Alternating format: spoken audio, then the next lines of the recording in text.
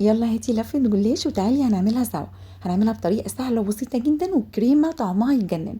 يلا بينا نسمي الله وننزل في الكومنتات نصلي على الرسول عليه افضل الصلاة والسلام، ونبدأ مقاديرنا مع بعض. اول حاجة هنعملها الكريمة عندي هستخدم 3 كوبايات حليب، هنزل عليهم بمعلقتين كبار من السكر، وهنزل عليهم كمان بمعلقتين كبار من النشا، وبعد كده هنزل عليهم كمان ب3 معالق كبار مليانين من سميد البسبوسة اللي هو بيبقى بدون اضافات، اللي بنشتريه من عند العطار او من محلات الحلويات. بعد كده هقلب المكونات بتاعتي كلها مع بعض، بس طبعا لازم اضيف رشة فانيليا بتدي طعم تاني خالص، او معلقة صغيرة من ماء الورد برضو حلوة جدا. هبدأ بقى اخلط المكونات بتاعتي كده بالشكل ده وارفعها على النار لغاية لما تتقل معايا وتبقى بالقوام ده، فاضيها في الطبق بتاعي واغطيها بكيس بلاستيك عشان ما تعملش طبقة على الوش. بعد كده بقى هجيب لفة الجلاش اللي عندي دي كان وزنها نص كيلو، يعني 500 جرام. بجيب الصينية بتاعتي طبعا بدهنها سمنة الاول، وبعد كده بحط فيها 3 ورقات، بجيب النص كيلو بقسمه 3 ورقات تحت و3 ورقات فوق، وهبدأ بقى اخد باقي اللفة كلها بالشكل اللي انتوا شايفينه، نص الورقة بره ونصها جوه، وباخد من الطرف ده ومن الطرف ده. انا عندي الصينية طويلة فانا استخدمت الورق بالشكل ده.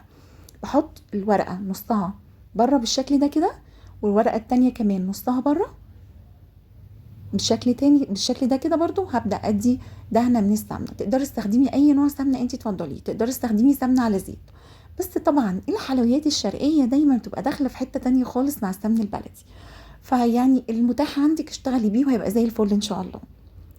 كملت معاكم الرصة بالشكل اللي انا بقوله ده كده.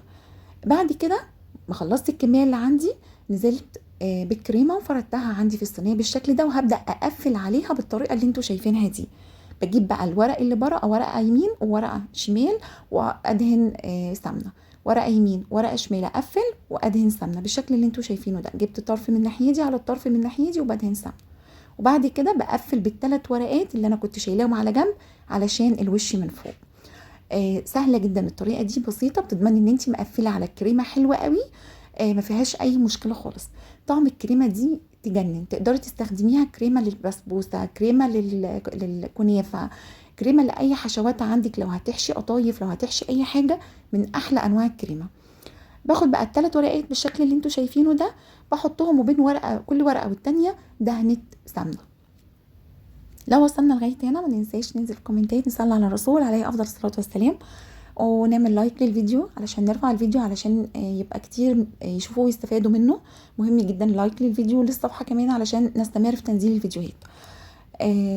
بدهن بقى كده، بلم الاطراف بدخلها كده، بظبطها يعني، وبعد كده يا اما تقطعي الاطراف يا اما تدخليها زي ما انا دخلتها كده.